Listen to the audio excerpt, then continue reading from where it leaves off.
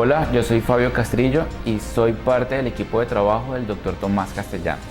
La sonrisa y la imagen son muy importantes en cualquier área en que uno se desenvuelva. Al interactuar tanto con los pacientes del Dr. Tomás, muchos se me acercan y me preguntan: Fabio, quiero ver tu sonrisa, sonríe, quiero ver tus dientes, ¿cómo son tus dientes?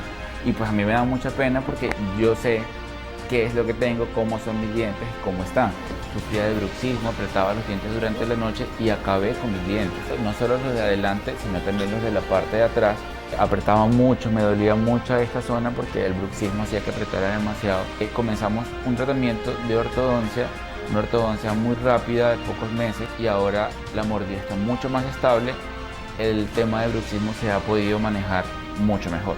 Ahora voy a comenzar una etapa de rehabilitación estética y funcional.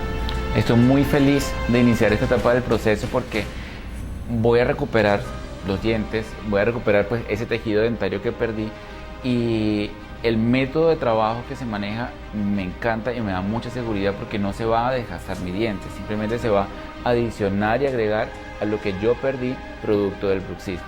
Ahora vamos a iniciar este proceso que me va a permitir sonreír con mucha más seguridad.